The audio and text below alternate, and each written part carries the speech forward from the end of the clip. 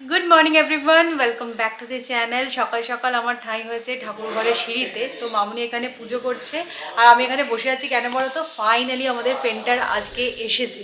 তোরা তো জানোই সকাল সকাল চলে আসে, 8:30টার মধ্যেই চলে এসেছে। আর আমাদের কন্ডিশনটা দেখবে, দেখো, এটাই আমাদের এখন সংসার হয়ে গেছে। তো সৌরভ এখানে তত্ত্বাবধান করছে আর ঘরের অবস্থা দেখো, সব ফার্নিচার আর কি মিডলে নিয়ে আসা হয়েছে আর সমস্ত খালি মোটামুটি করে ফেলা হয়েছে, পরিষ্কার হয়ে গেছে। এবার কাজ শুরু হবে। আমাদের যেসব ল্যাম্প শেডগুলো আছে না, ওগুলোকে প্লাস্টিক দিয়ে মুড়িয়ে দিচ্ছে যাতে রং করার সময় কোনো ছিটে ফোঁটা না পড়ে। আজকে ব্রেকফাস্টের মেনু হচ্ছে সবজি দিয়ে গোলা রুটি।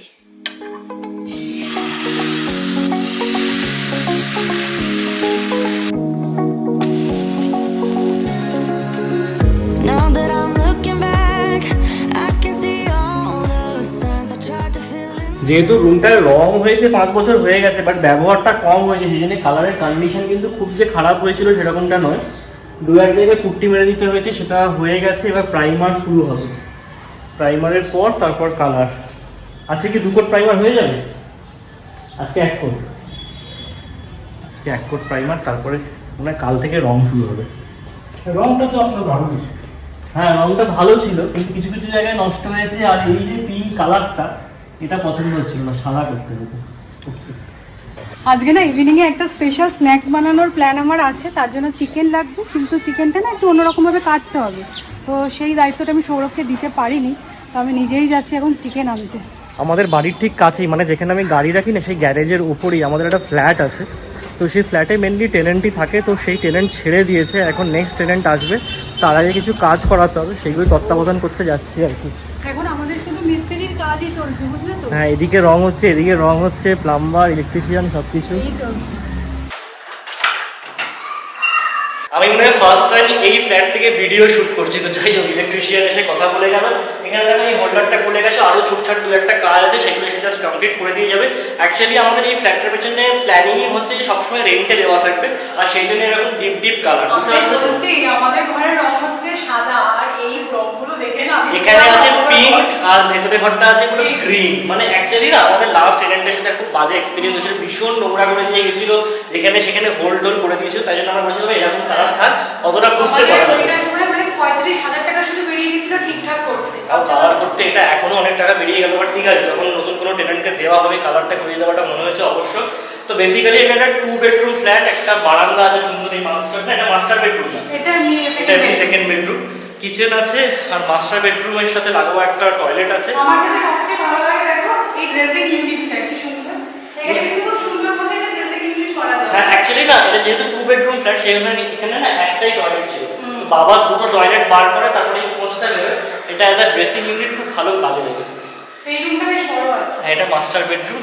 আর এখানে একটা ছোট লিভিং রুম টাইপের আছে, আর একটা কিচেন, 2টো টয়লেট, আর একটা সেকেন্ড বেডরুম। মানে কেউ যদি ছোট ফ্যামিলি হয়, একটা রুমকে একটা লিভিং রুম সুন্দর করে সাজিয়ে বেশ একটা বড় টিভি লাগিয়ে ইজিলি করা যাবে। কারণ এটা যদি লিভিং রুম করা হয়, এটা তোমার ব্যালকনি রয়েছে, আর যেটা তোমার মাস্টার বেডরুম রইলে কোনো অসুবিধা নেই। ভালোই কিন্তু জায়গাটা, খারাপ না। আর এটা একদম আমাদের বাড়ি থেকে কাছে। তবে শুনো, আরেকটা হোল্ডার আমার কথা বলো, ওইদিকে একটা হোল্ডার মিসিং। আচ্ছা, ওই বেশি ইউনিটটাতে না একটা বাল্বও আনতে হবে, বাথরুমে বাল্বটা নেই। হ্যাঁ, অনেকগুলো ছোটো ছোটো কাজ আছে। ও হ্যাঁ, এখানে দেখো এই যে এই কলটা এখানে তুলছে, জল আসছে না, একটা প্লাম্বার ডাকতে হবে। কালারিং পুরোটা হয়ে গেছে, ইলেকট্রিশিয়ানের কাজ হয়ে গেলে, প্লাম্বারের কাজটা হয়ে গেলে কিন্তু নতুন টেনেন্টের জন্য ফ্ল্যাটটা একদম রেডি হয়ে যাবে। কিন্তু কি ইকো হচ্ছে না? একদম খালি, একদম কিছু নেই না। আর এখানে স্টোরেজটাও খুব সুন্দর। হ্যাঁ, এই যে বাথরুমের উপরে একটা স্টোরেজ আছে। তো যেহেতু এগুলো সমস্তটাই রেন্টে দেওয়া হবে, তাই জন্য এখানে ইন্টেরিয়ার বা এরকম কিছু করা নেই। বাট খুব ইউটিলিটির জায়গা। হ্যাঁ,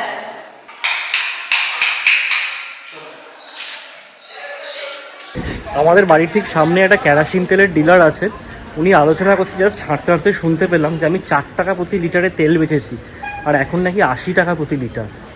বাপরে বাপ, কেরোসিন তেল কোনোদিন কেনা হয় না বলে আইডিয়া ছিল না, বাট ইনফ্লেশন রেটটা শুধু দেখো। আজকে না একটা বড় সড়ো বিপদ এসেছে। আমরা ঠিক এস্টিমেট করতে পারিনি যে রঙের মিস্ত্রি কখন আসবেন। উনি 8:30টার সময় চলে এসেছিলেন, তখন তো স্নান করার কোনো প্রশ্নই ওঠে না। সবে তো তখন নড়ে চড়ে উঠলাম। হ্যাঁ, তো না, একটা ভালো হয়েছে যে প্রাত কার্যটা সারা হয়ে গেছিল, নইলে আরো বড় বিপদে পড়ে যেতাম। যা দেখছি এখন 2:05 বেজে গেছে, এখন তো স্নান করার কোনো প্রশ্নই ওঠে না, খেয়ে নিয়ে আগে তারপর স্নান করবো। আমরা একটু দূরে সরে খাবো। হ্যাঁ মামুনি না না, বরুণদেব একদম স্যাটিসফাইড হয়ে বৃষ্টি তো দিয়ে দিয়েছে না, আর কি হচ্ছে, অতটা গন্ধ হবে না, এরকম করার কোনো দরকার নেই। তা আজকে কি টিভি দেখতে দেখতে খাওয়া হবে না এমনি এমনি খাওয়া হবে? দেখেছো তো, আজকে টিভি দেখতে দেখতে খাবে। কালকে কি কারণে আমার ইন্টারেস্টটা ছিল বুঝতে পারছো, তাড়াতাড়ি খাওয়ার। হ্যাঁ, কালকে ঘষে তারপর প্রাইমার দেবে। তখন 3:30 বেজে গেছে, উনি চলেও গেলেন। তো আজকে মেনলি যেটা হয়েছে সেটা হচ্ছে ঘষাঘষি হওয়ার পরে একটা কোট করে প্রাইমার হয়ে গেছে। তো ভালোই লাগছে দেখতে, মানে অল্প একটু কালারটা চেপে গেছে, সাদাটা কোনো প্রমিনেন্ট হয়নি। আমার তো মনে হচ্ছে ভালোই লাগবে, আর একটু ব্রাইট হয়ে যাবে। আর আমরা অ্যাকসেন্ট ওয়ালের যে কালারটা চুজ করেছি সেটাও দেখতে খুব ভালো লাগবে। তো উনি বললেন যে এই সব দেওয়ালগুলোতে আর প্রাইমার করার দরকার নেই, ডাইরেক্ট কালকে কালার করবে। আর যে দুটো দেওয়ালের ডার্ক কালার ছিল, মানে এইটা আর পেছন দিকেরটা, তো সেখানে আরেক কোট করে প্রাইমার হবে, তারপর কালার হবে। তো আজকে আমরা আর এই রুমটা ইউজ করবো না। আমরা ভেবেছিলাম ওনার কাজ হয়ে গেলে খাটেরটা আমরা কি একটু চাদর টাদর পেতে এখানেই শুয়ে যাবো, কিন্তু সেটা হবে না। এসি ফেসি সব একদম সিল করে দিয়েছে, এখানে শোয়া পসিবলই না। আর খাটটা একবার দেখিয়ে দিই তোমাদের, এখানে টিউবলাইট থেকে, পেলমেট থেকে, আয়না থেকে, ঘড়ি থেকে, একটা চায়ের কাপ সেটাও আছে।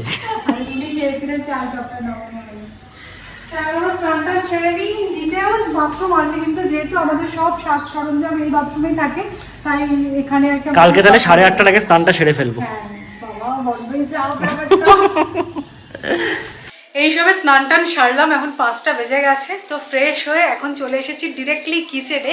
সকালে তোমাদেরকে বলছিলাম মনে আছে, আমি ইভিনিংয়ে একটা ইন্টারেস্টিং কিছু বানাতে চলেছি, যার জন্য আমি খুব এক্সাইটেড, কিন্তু একটু একটু চাপও লাগছে। তো এখন থেকে না লাগলে ওটার ইভিনিং স্ন্যাক্স থাকবে না, আমাকে ডিনারে ওটা সার্ভ করতে হবে, তাই আমি এখনই চলে এসেছি। আমি আজ সকালবেলা গেছিলাম চিকেনের ফিলে বার করতে, কিন্তু সেটা হলো না। আলটিমেটলি মামুনিই আর কি বটি দিয়ে সুন্দরভাবে ফিলেটা বার করে দিয়েছে। তো আজকে আমি বানাচ্ছি হচ্ছে চিকেন কবিরাজি। এর আগে মনে আছে এখান থেকে আমি চিকেন কাটলেট বানিয়েছিলাম, আর সবাই খেয়ে খুব ভালো বলেছিল, ইনফ্যাক্ট তোমরাও অনেকে ট্রাই করেছিলে। তো আজকে কবিরাজিটা বানাবো। এর আগে অনেকবার ভেবেছি বানাবো, কিন্তু সেটা হয়নি কেন বলো তো, ওই যে ওই ডিমটা দিয়ে একটা র্যাপ করতে যে হয় না, ওটা দেখার পরে আমার মনে হয়েছে না থাক এবারটা থাক। কিন্তু যেহেতু এখন মামুনি আছে, ভাবছি যে ঠিক আছে, ব্যাকআপ তো একজন আছে, হয়তো ম্যানেজ হয়ে যাবে ব্যাপারটা। তো এখানে চিকেন একদম রেডি, চলো আগে ম্যারিনেট করে নেওয়া যাক। চিকেন কবিরাজি বানানোর জন্য কিন্তু দেখো চিকেনের ব্রেস্ট পিস নিয়ে নেবে, আর তারপরে দেখতে পাচ্ছি এরকম পাতলা পাতলা করে ফিলে বার করে নেবে। দোকান থেকে করে দিলে তো ওয়েল অ্যান্ড গুড, কিন্তু আমাদের যেহেতু করেনি, তাই মামুনি আর কি বটি দিয়ে সুন্দর করে ফিলেটা বার করেছে। তো এবার তোমাদেরকে বলি কিভাবে কি ম্যারিনেট করছি আমি। প্রথমে আমি অ্যাড করে দেবো লেমন জুস, ধনেপাতার পেস্ট, লঙ্কা বাটা, আদা রসুন বাটা, পেঁয়াজটাও কিন্তু আমি বেটে নিয়েছি, কিন্তু পেঁয়াজ বাটাটা অ্যাড করার আগে এরকমভাবে স্কুইজ করে নেবে, আর তারপরে কিন্তু অ্যাড করবে। আর দিয়ে দিচ্ছি দেখো অল্প একটুখানি গোলমরিচের গুঁড়ো। ভালোভাবে দেখো আমি চিকেনের গায়ে ম্যারিনেটটা স্প্রেড করে দিচ্ছি। আর একটা জিনিস হচ্ছে, আমি এই সময় কিন্তু নুন অ্যাড করলাম না, কারণ যদি জল রিলিজ করে যায় তাহলে পরে প্রবলেম হবে। পরে গিয়ে আমি নুনটা অ্যাড করবো। 1 ঘন্টার জন্য ম্যারিনেট করে রাখলেই কিন্তু এনাফ।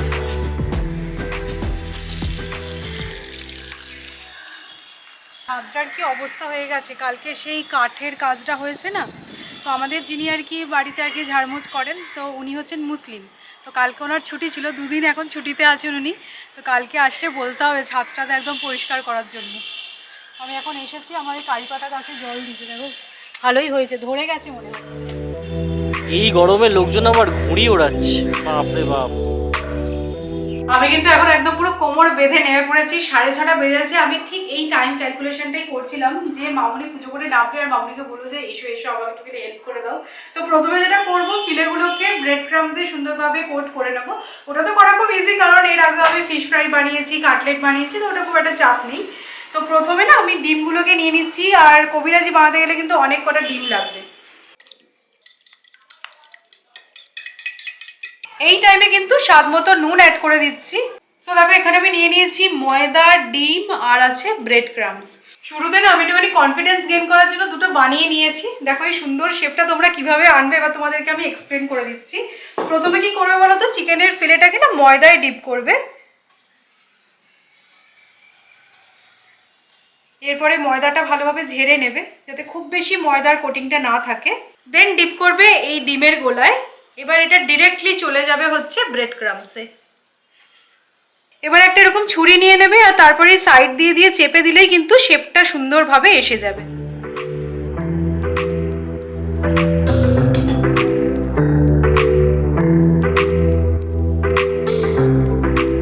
গান ছিল না, সেই মাঝে মাঝে তব দেখা পাই রোজ কেন পাই না, মানে সৌমির আজকে যেই মতিভ্রমটা হয়েছে সেটা রোজ কেন হয় না আমি খালি ভাবি।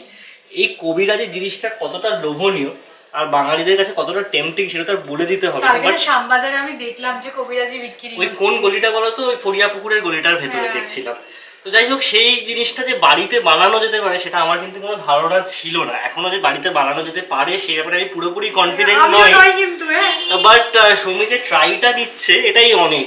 তো এখন কি এটা কাটলেট না, কবিরাজি যদি একটা দেখে ঠিকঠাক ভাজা যাচ্ছে তাহলে এই কাটলেট গুলো কিন্তু ইজিলি খাওয়া যাবে, এইটুকু আমি বলতে পারি। তো এই অবধি আমি কনফিডেন্ট যে হ্যাঁ এটা হবেই। তো জাস্ট ফ্রাই করে রেখে দেবো, তারপরে মামুনি আসলেই তো এসে গেছে আমার সেক্রেটারি। সবাই গন্ধ পাচ্ছে আজকে, বুঝতে পেরেছো তো? না, এটাকে ভেজে নিই। হ্যাঁ,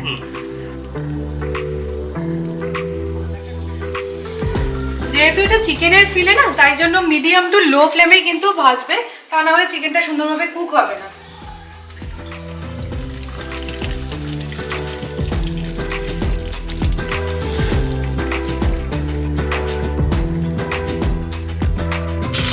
ফ্রাইগুলো কিন্তু সব হয়ে গেছে আর আমার হেড শেফ পেছনে দাঁড়িয়ে আছে। এবার হেড শেফের এন্ট্রি হবে, দুজনে মিলে আর কি এটা করতে হবে, বুঝছো তো? একা রিস্কটা নেওয়া যাবে না, একা নিলে একটু অন্যরকম খেতে হয়ে যাবে, অন্যরকম খেতে হয়ে যেতে পারে। তো এই অবধি তো একদম সিম্পল ব্যাপারটা, বুঝতেই পারলে। এখানে দেখো আমি ডিমের মধ্যে না অল্প একটুখানি কর্নফ্লাওয়ারও অ্যাড করেছি। এবার আমরা পুরো লাঠি সোটা নিয়ে আর কি মাঠে নেমে পড়েছি। আমার হেড শেফ আমার পাশে এসে গেছে। আর তেলটাকে আমরা একটুখানি ঠান্ডা করে নেবো, তা না হলে ডিমটা অ্যাড করার পরেই না ডিমটা জ্বলে যাবে। তুমি করবে না আমি করবো? না না তুই কর। না না তুমি করো। না এই যে যেদিনই এরকম হয় না যে তুমি করো সেদিনকেই ভয় লাগে। আমার একটা সরিয়ে রেখো, ঠিক আছে? না না, ভালোই হবে, চলো ট্রাই করা যাক। এই তো সুন্দর। ওই এটা তো সব ছেড়ে ছেড়ে যাচ্ছে মামনি। ওই তো এই হয়ে তো আটকে যাবে ওর সঙ্গে। এটা দিবি। কাটলেটটা কিন্তু আবার একবার ডিমে ডিপ করব, দেন আমি এর মধ্যে অ্যাড করে দিচ্ছি। এবার এটাকে না মামুনি ফোল্ড করতে হবে, এই ফোল্ডের ব্যাপারটা নিয়ে আমি খুব চাপে আছি। হয়ে যাবে দেখ। হচ্ছে না। হ্যাঁ হয়েছে না? ওই তো হয়েছে।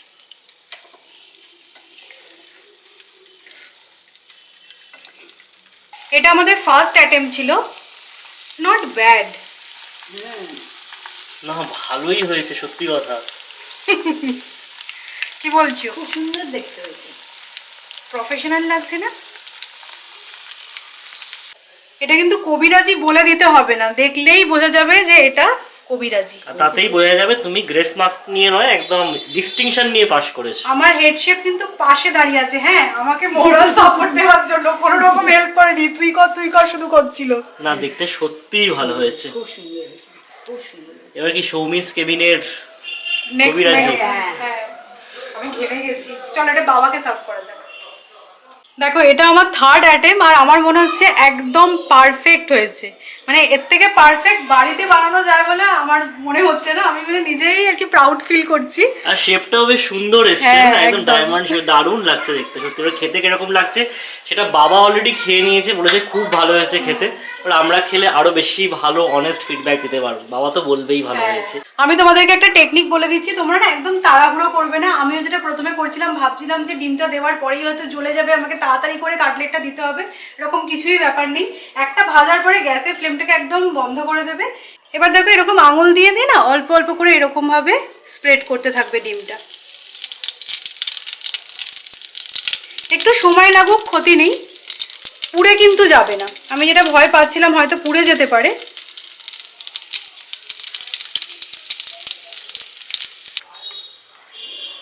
এবার দেখো এরকম সেন্টারে আমি বসালাম আর একদম আস্তে আস্তে করে না এই সাইড থেকে ঝুড়োগুলোকে তুলে দেব। এটা কিন্তু খুব বেশি ডিফিকাল্ট নয় গো, আমারও মনে হচ্ছিল যে খুব ডিফিকাল্ট হয়তো, অতটাও ব্যাপার নয় কিছু। পারফেক্ট। তোমরা কিন্তু অবশ্যই জানিও যে কিরকম হয়েছে আমার কবিরাজি দেখতে। হ্যাঁ, দেখতে এটাই জানাতে পারবে। হ্যাঁ, সৌমি তো তোমাদের খাওয়াবে না, সৌমি শুধু আমাকেই খাওয়াবে, কোনো চাপ নেই। আমি তোমাদের জানিয়ে দেবো খেতে কিরকম হয়েছিল, তোমরা দেখতে দিয়ে একদম খুশি থাকো। সত্যি সত্যি আমি ভাবছি এটা রেস্টুরেন্টে এবার দিয়েই ফেলি। আর কি, অপেক্ষা করে লাভ নেই। এটা না আমার দারুণ মজা লাগে, কোনো রান্না নিয়ে এক্সপেরিমেন্ট করবো আর সেটা যদি সাকসেস হয় তাহলে তো আর কোনো কথাই নেই। আমি অলরেডি টেস্ট করে নিয়েছি আর খেতে কিন্তু জাস্ট ফাটাফাটি হয়েছে। কবিরাজির মতন দেখতে হয়েছে, খেতে কিরম হয়েছে? তো কবিরাজি লাগছে। কবিরাজি লাগছে, তাহলে পাস। সামনে আমাদের বাড়ির সামনে একটা কাফে খুলেছে, দেখতে হ্যাঁ পারো, আমি কি দেখবো অর্ডার যদি পাই? অর্ডার যদি পাও। আচ্ছা তুমি খাও, টেস্ট করো। আমিও টেস্ট করছি, দারুণ হয়েছে, দেখলেই তো মন ভরে যাচ্ছে। বলছে সবাই দেখেই মন ভরে যাচ্ছে, তবে তোমাদের ভাগেরটা আমি নিয়ে নেবো। তোমারটা ঠান্ডা হচ্ছে, হ্যাঁ ক্যামেরা করে যাচ্ছে। হ্যাঁ হ্যাঁ, যাই এবার। আমরা কাসুন্দি দিয়ে এটা সার্ভ করেছি, তোমরা সস দিয়েও খেতে পারো। আমি একটুখানি ওপরে এসেছিলাম চার্জিং বাগেরা সব নিয়ে যাওয়ার জন্য, কারণ এখন আমাদের শিফট করতে হবে 3 তলা থেকে 2 তলা। তো আজকে রাত্রিবেলা ওখানেই শোয়ার প্ল্যান আছে। তো চলো আজকে ব্লগটা আমি এখানেই এন্ড করব। আর অবশ্যই কিন্তু জানাবে যে কবিরাজিটা তোমাদের কীরকম লাগলো, অবশ্যই ট্রাই করো। যারা যারা ট্রাই করেছো তাদের কীরকম এক্সপিরিয়েন্স বা যদি ছবি থাকে ইনস্টাগ্রামে অবশ্যই ট্যাগ করো। চলো আজকের মতো এ পর্যন্তই। লাইক করো, শেয়ার করো, সাবস্ক্রাইব করো। টাটা, কালকে আবার দেখা হচ্ছে।